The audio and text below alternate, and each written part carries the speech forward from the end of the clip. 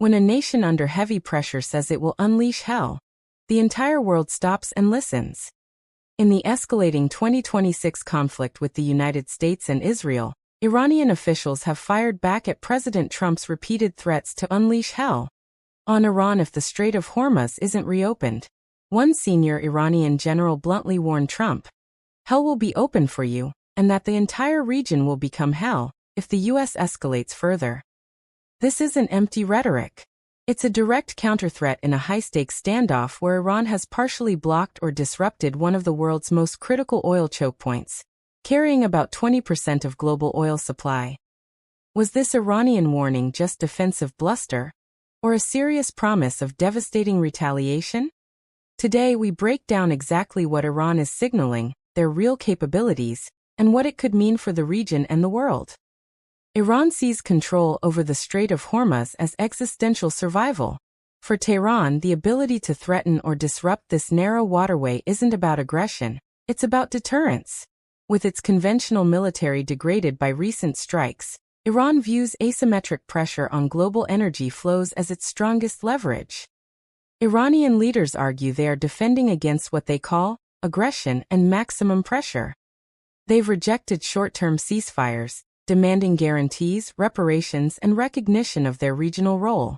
In their view, closing or threatening the strait forces the world, especially oil-importing nations like China, India, Europe, and even U.S. allies, to feel the pain of escalation. What is Iran really protecting?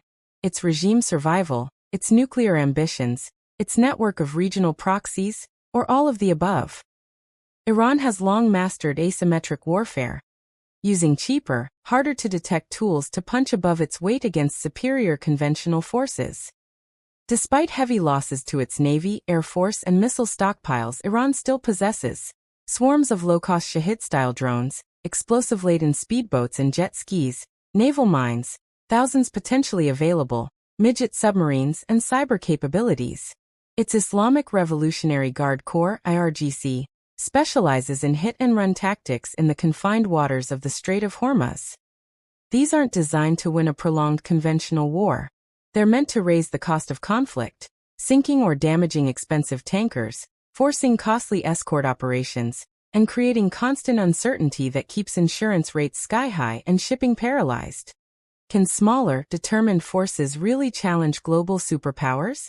History, from the 1980s tanker war to recent Houthi attacks in the Red Sea, suggests the answer is often yes, at least in the short term. A major Iranian retaliation wouldn't stay isolated to the strait.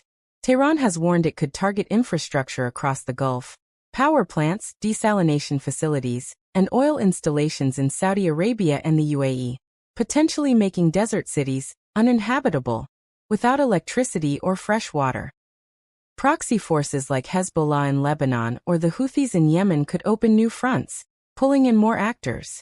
U.S. bases in the region would likely face increased drone and missile barrages. Would this crisis stay local, or rapidly spiral into a wider regional, or even global, confrontation involving multiple powers? Oil has always been Iran's ultimate economic weapon. Even partial disruption or the threat of attacks on tankers has already caused wild swings in energy markets. Full closure could send oil prices surging toward $150, $200+ per barrel in worst-case scenarios, triggering global inflation, higher fuel and food costs, and supply chain chaos. Iran knows that China, its major oil buyer, and other Asian economies would suffer, potentially pressuring them to urge de-escalation. But prolonged disruption also hurts Iran's own economy long-term. Can energy truly be used as a weapon in modern warfare? The answer, as we're seeing right now, appears to be a resounding yes. Uncertainty is the real killer for markets. Traders hate unknowns. Every new threat or deadline causes hesitation, freezing investments, raising insurance premiums for shipping, and forcing countries to tap strategic reserves. Global stability feels fragile because it is. A single choke point in the Persian Gulf can affect everything from your morning commute to pension funds worldwide. How fragile is our interconnected global economy when one regional conflict threatens vital energy arteries? Uncertainty is the real killer for markets. Traders hate unknowns. Every new threat or deadline causes hesitation, freezing investments, raising insurance premiums for shipping, and forcing countries to tap strategic reserves. Global stability feels fragile because it is. A single choke point in the Persian Gulf can affect everything from your morning commute to pension funds worldwide. How fragile is our interconnected global economy when one regional conflict threatens vital energy arteries? Iran's warnings aren't aimed solely at Washington or Tel Aviv. They're also a message to the broader international community. Any attempt to forcibly reopen the strait will come at a steep collective cost. By threatening to open the gates of hell, Iran signals resolve to its domestic audience and its axis of resistance, allies, while warning neutrals that escalation will have global blowback. Who else was Iran really warning? The US, its Gulf neighbors, or energy-hungry powers like China? Tensions in the Persian Gulf have sparked crises before. The 1980s tanker war saw Iran and Iraq attack neutral shipping, driving up insurance costs and drawing in US naval escorts. Past incidents with mines and seizures have repeatedly rattled energy markets. Are we repeating history? Or has the addition of drones, cyber tools, and tighter global supply chains made today's risks even higher? Are we repeating the mistakes of past Gulf crises? Or facing something potentially more dangerous? Escalation can happen with shocking speed. A single misfired missile, an intercepted tanker, or a proxy attack on a U.S. asset could trigger a cycle of retaliation that's hard to stop. Miscalculation remains the greatest danger. One side reading the other's red lines incorrectly. Both sides claim they don't want full-scale war. Yet the rhetoric has reached fever pitch with talk of civilization dying and hell opening. How close are we right now to a wider, more destructive conflict? Words like unleash hell are more than slogans. They can ignite actions, shift markets, and push nations toward the brink. Iran's warnings reflect a strategy of survival through disruption.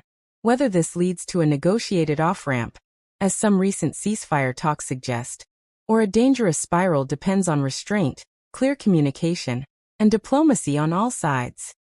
Do you think this situation will escalate further? Or will cooler heads prevail and the strait reopen? What's your take? Is Iran's hell warning a credible threat or calculated bluff? Drop your thoughts in the comments below. Like if you want more breakdowns of global flashpoints, subscribe for balanced geopolitical analysis, and turn on notifications so you never miss an update. Thanks for watching. In uncertain times, staying informed is more important than ever. This is Infinity AI TV. Infinite stories. Infinite imagination. Subscribe for more news.